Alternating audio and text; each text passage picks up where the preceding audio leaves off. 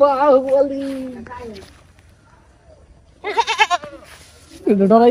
আসসালামু আলাইকুম গাইস, আশা করি আপনারা সকলেই ভালো আছেন। আজকে যাচ্ছি মূলত আমরা কাজীরহাট। এটা আমাদের শরীয়তপুরের সবচেয়ে বড় বাজার। তো এখান থেকে আমরা কিছু নেট সংগ্রহ করব, আমাদের কিছু নেটের দরকার আছে। আমরা একটা খাঁচা তৈরি করতেছি কোয়েল পাখির। তো আপনারা সকলেই দেখতে পাইছেন আমি একটা খাঁচা তৈরি করছিলাম, তবে আমার চাচাতো ভাই এখনো খাঁচা তৈরি করে নাই। তো সেই উদ্দেশ্যে আমাদের নেট নিতে আসা, আজকে তার খাঁচাটাও আমরা দেখবো। আমরা গত 3 দিন আগে 30 পিস কয়েল পাখি সংগ্রহ করছিলাম। তো ওই কয়েল পাখিগুলো মূলত আনা হয়েছে আমরা ডিমের চাহিদাটা মেটানোর জন্য। তো আমরা ভবিষ্যতে চিন্তা করতেছি প্রায় 500 পিস কয়েল পাখি পালন করব। এখন 30 পিস তো যে কোনো জায়গাতে পালন করা সম্ভব ছিল, কিন্তু এখন 500 পিস তো যে কোনো স্থানে পালন করা সম্ভব না। তো সেই উদ্দেশ্যে আজকে আমাদের কাজীরহাটে আসা। এখানে আমরা দুইটা নেট নিয়েছি, একটা হয়েছে 1.5 ইঞ্চি আর একটা 1 ইঞ্চি। তবে কথা হয়েছে একটা ইদানিং আমাদের এখানে কিছুটা ভয়ানক কিছু দৃশ্য দেখা যাইতেছে অনেকের মাঝে, এটা বিরাজমান। কিছুদিন আগে রাতে দুজন লোককে কিভাবে কি করছে জানি না, আমরা শিওর না, তবে মানুষের মুখে মুখে কথাটা শোনা যাইতেছে।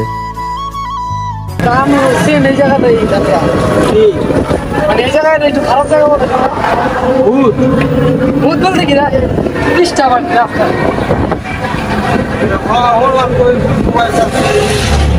মোবাইলে চলছে, অনেক মানুষই বলতেছে যে এই জায়গাটা একটু সমস্যা। ব্রিজের এই পাশ থেকে আর কি পাশে দেখছেন একজন ছেলে মরে গেল না মাঝখানে। সো কথাটা যেহেতু রটেছে, গুজব হলেও এটাকে একটু মেনে চলাই ভালো। রাতে সবসময় একটু সাবধানতা অবলম্বন করে চলাফেরা করাটা উত্তম। আর যে কোনো স্থানে আমরা সকলেই জানি জিন নামে কিছু একটা পৃথিবীতে বিরাজমান। সো রাতে চলাফেরাটা একটু সাবধানতা অবলম্বন করাই উত্তম ব্যাপার হবে। সো মূল কথায় ফেরা যাক। আমরা যেহেতু 4 দিন আগে কয়েল পাখিগুলো আনছি, তো এখন না বেশি গেলে আর 5 থেকে 7 দিন অথবা 10 দিনও যেতে পারে, হয়তো বা ডিমগুলো পাড়া শুরু করবে। এগুলো সম্ভবত 50 দিনের প্রায় 100% তো ডিম দেয় না, তবুও 70% ডিম দিলেও যথেষ্ট।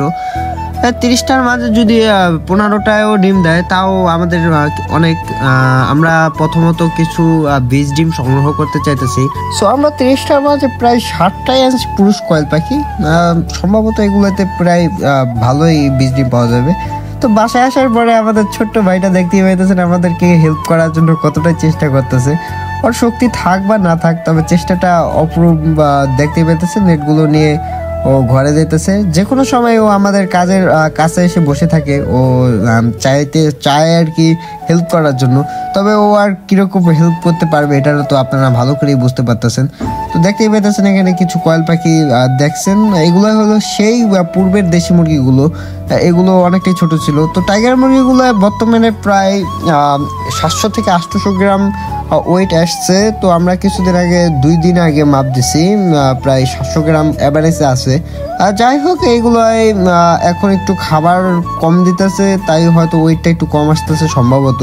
7 দিন পর্যন্ত 60 আর কি 60 দিন পর্যন্ত এইগুলোকে ব্রয়লার স্টার্টার স্পিড দেওয়া যায়। তবে ও আর কি ভুসি দিতেছে, কুড়া দিতেছে, তার মাঝে আবার ফিটও দিতেছে। এতগুলো মিক্সচারের ফলে দেখা গেল অনেকটাই খাবার খরচ কম হইতেছে। তবে ডেভেলপমেন্টটা ওরকম ওদের বডি ফিটনেস হচ্ছে না, কারণ খাবারটা পুরোপুরি পুষ্টিকর কোনো খাবার পাচ্ছে না। তো এইগুলাই ঘরটাকে পরিষ্কার করে ভালোভাবে রাখাটাই উত্তম। দেখতে পেতেছেন ঘরটাকে ভালোভাবে পরিষ্কার করছে। আইসা দেখে অনেকদিন যাবত এগুলাই ছোট একটা স্থানে ছিল, আজকে পুরো একটা বড় জায়গা করে দিচ্ছে এগুলোর জন্য, যেন ভালোভাবে নড়াচড়া করতে পারে, ভালোভাবে চলাফেরা করতে পারে। কাজ করা শেষ। দেখতেই পাচ্ছেন এখানে খাঁচাটার মাঝে কয়েল পাখিগুলো আছে। তো আমরা লিটার ব্যবহার করছি নিচে। ডিমগুলো আমাদের হাত দিয়ে আনা সম্ভব যদি ডিম পারে। এখনো তো ডিম দেয় নাই, চিন্তা তো যেহেতু আনছি কয়েল পাখি, ভবিষ্যতে ডিম দেবে সেটার আশাতেই আনছি। সো আপনারা সকলে দোয়া করবেন আমরা যেন ভবিষ্যতে অনেকটা দূরে এগিয়ে যেতে পারি। তো আপনারা কোথা থেকে আমাদের এই ছোট্ট ছোট্ট কয়েল পাখি আর ছোট্ট ছোট্ট মুরগির বাচ্চার শখের মুরগিগুলোর ভিডিওগুলো দেখতেছেন, অবশ্যই আমাদেরকে কমেন্ট করে জানাবেন।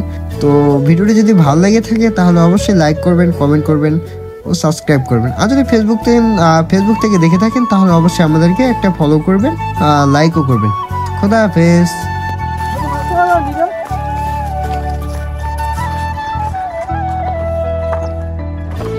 মাছ পাওয়া যায়।